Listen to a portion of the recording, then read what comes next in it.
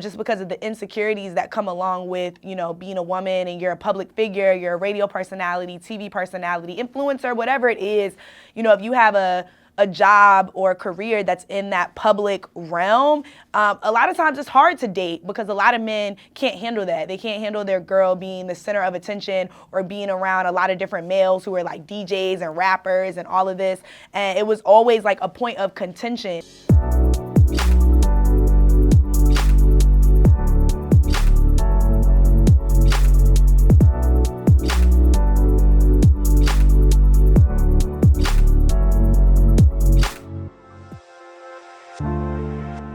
So my boyfriend and I met through two mutual friends.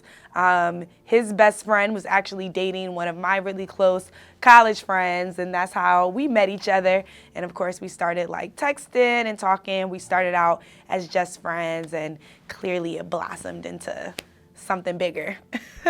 So I think definitely his maturity, just the maturity in his thoughts and how he articulated himself, even how he spoke to me, how he spoke about his past relationships. I really admired that. Just a very like level-headed, logical thinking person, not filled with a whole bunch of drama. So I think that's what initially attracted me to him. And also just, being there for me and being my friend. And now I think that's like super important in a relationship for someone to be your friend first before you take that step towards a relationship. Because I didn't like him like that at first. I was not thinking about him.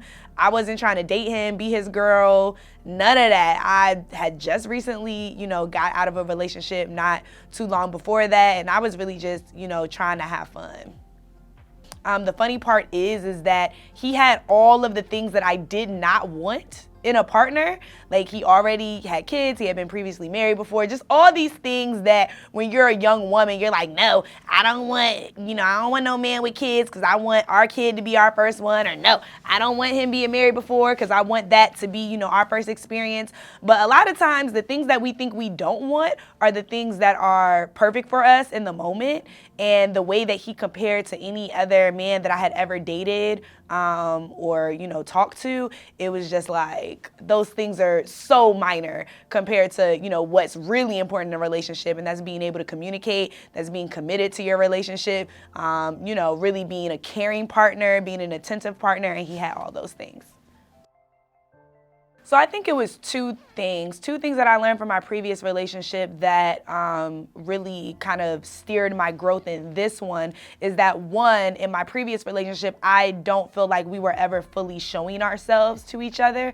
It was always somewhat of a mask that was up in that relationship, and we just really didn't know each other at all. And in this relationship, even though it was super uncomfortable in the beginning, like being able to be fully vulnerable and really be yourself and to talk about those things that are hard to talk about, to have conversations about things that are hard to have conversations about, and not being judgmental and still loving each other after the conversation is had, possibly even loving each other more, because there's been instances where we've gotten into heated arguments and we've had our ups and downs, but at the end, it kind of gave our relationship character. And you end up loving that person even more than you did before all the bullshit happened. But the second thing I would say was that I felt trapped in that relationship, the one before the one I'm in now. I didn't really feel like I could be myself. I didn't feel like I could really pursue my dreams in the way that I wanted to, just because of the insecurities that come along with, being a woman and you're a public figure, you're a radio personality, TV personality, influencer, whatever it is. If you have a job or a career that's in that public realm, a lot of times it's hard to date because a lot of men can't handle that. They can't handle their girl being the center of attention or being around a lot of different males who are like DJs and rappers and all of this.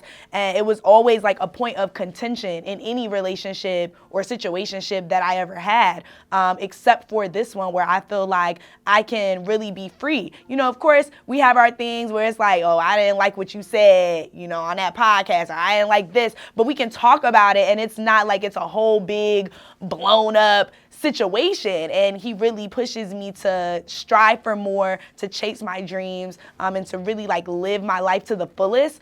Even if it doesn't involve him, he just really wants me to be happy and to go after everything I want to go for. And people will say that. People will tell you that, oh, I want you to chase your dreams. You know, I want the best for you and all of this. But as soon as it comes down to them not being the priority, or if it comes down to it being something that they're not comfortable with, it's a whole different tune. So I'm happy that I'm able to be with somebody who really is genuine and sincere when they say that and pushes me to do that.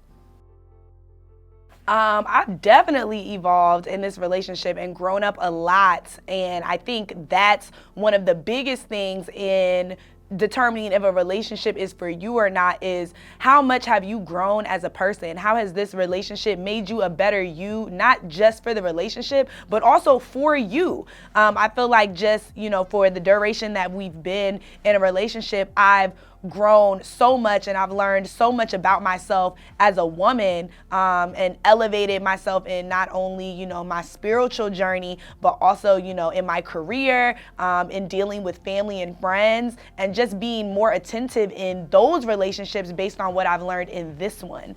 So I think, you know, even if this is something that doesn't last forever, which fingers crossed, I hope it does. I hope we get married and like drive off in the carriage into the sunset. But even if it doesn't, I would do this 100 million times over just because of the journey that it's taken me on and who I've become because of it. I would say just know that everything is going to work out in your favor. If you stay prayed up and you really ask God for what you want, not only in your life, but in your relationship, and really get specific about those things that you want, allow Him to move in your life and move the pieces around so that He can give you the desires of your heart, you will be fine. That's number one, okay? There's a second one. Number two, don't let any man ever tell you that he doesn't want you more than once. A lot of times as women, I feel like, you know, a guy will tell us he doesn't want a relationship when what that really means is he doesn't want a relationship with you. Or he'll say, you know, oh, like I'm not really there right now, or oh, this, oh, that, whatever. Any type of form of I don't want you, you need to leave that man alone. Period. Okay.